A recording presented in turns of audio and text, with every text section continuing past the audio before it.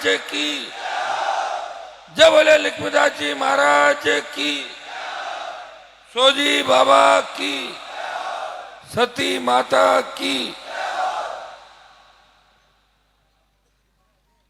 देवनारायण भगवान की। पर्वत सर के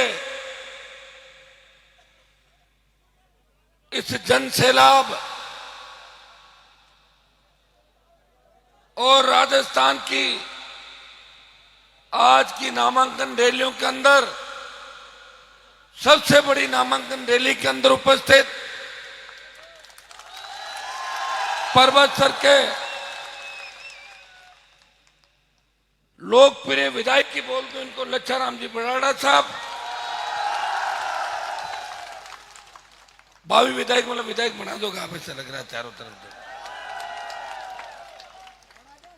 सम्मानित मंच, सारे सम्मानित मंच, जितने भी जनप्रतिनिधि, पूर्व जनप्रतिनिधि, उपस्थित मौजूद बुजुर्गों, नौजवान साथियों और बड़ी तादाद के अंदर लच्छाराम जी को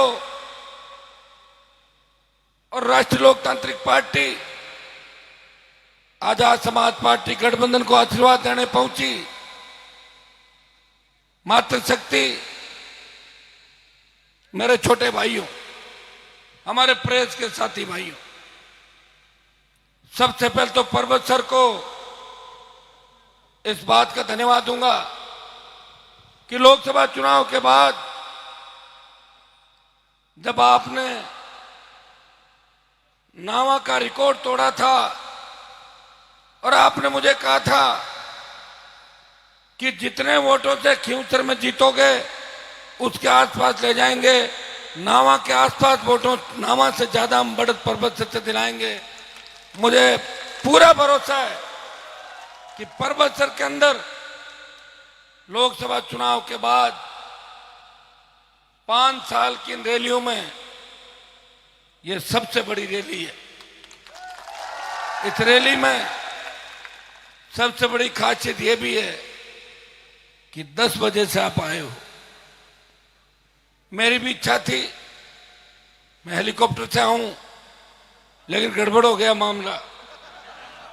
हेलीकॉप्टर तो मोदी जी के हाथ में सारे, आप जानते हो कब उड़ेगा, किसके उड़ेगा, किसके नहीं जाएगा और खड़ा ही रह जाएगा, ये तो दिल्ली वाले तय करते हैं। लेकिन मैं थकने वाला नहीं, रुकने वाला नहीं। सुबह 7 बजे तक प्रदेश के किसान के बेटों के, दलित शोषित तबके के मेरे भाइयों के, जिनकी चुनाव लड़ने की इच्छा थी, 7 बजे तक सिंबल दे रहा था एक एक व्यक्ति को।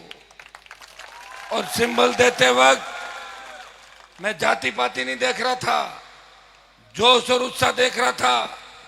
एक व्यक्ति ने मेरे से टिकट मांगा, उसने कहा भाई साहब मुझे मेरी पूरी इच्छा है और मुझे पूरा भरोसा था कि आप मुझे चुनाव लड़ाओगे, लेकिन वो जो अंदर बैठा है वो मेरे से वोट 5,000 जरूर लेगा, लेकिन वो आपका रहेगा नहीं, भाग जाएगा। तो मैंने कहा मैं तेरे को टिकट दूंगा, 5,000 कम आ जाए कोई बात नहीं। तो मैंने उस व्यक्ति को भी टिकट दी।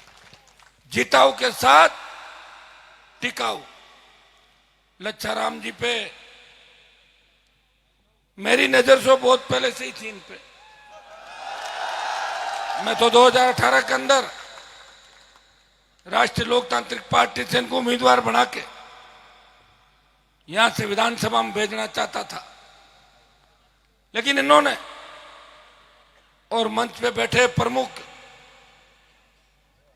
सर्व समाज ने निर्णय कर लिया था कि इस बार हम नहीं लड़ेंगे 18 में, और भाजपा को हराने का निर्णय किया था 18 के अंदर। और मुझे यह कहा था कि हनुमान जी आप यहां टिकट मत देना। मैंने नहीं दिया, क्योंकि जहां आप कहते हो उससे आगे मैं भी नहीं जाता। आज प्रदेश के अंदर आज आरएलपी की आप लिस्ट देखोगे, कई जगह तो अपना आप ही हो गया। मैं देना चाहता था और आप चाहते थे मैं नहीं दूं, और अपना आप ही नहीं दिया, कोई मिला ही नहीं लास्ट तक। मैं क्या करूं? तो आपका काम हो जाएगा। जैसा आप सोच रहे हो कई जगहों पर ना भी हो रहा, मैं क्या करूं बताओ। ये तो ईश्वर का जोग संजोग है कि जो होना था वो होके रहेगा। इतना आपको भरोसा दिलाता हूं। इस प्रदेश के अंदर बाड़मेर से लेके भरतपुर तक जो नेता किसान कौम के जयकारे के साथ जीत के जाते हैं और राजनीति को व्यापार बना के वो व्यापारी के रूप में धन संपदा इकट्ठी करके और चुनाव के दौरान जाति समाज और किसान का मुखौटा पहन के वापस आते हैं। इस बार राजस्थान का जवान उन तमाम नेताओं को, चाहे वो कांग्रेस पार्टी से चुनाव लड़ रहे हो, चाहे भारतीय जनता पार्टी से, उनको घर बिठाने का काम कर देगा। परमानेंट रूप से उनको घर बिठाएगा। परबतसर के अंदर जो जोश और उत्साह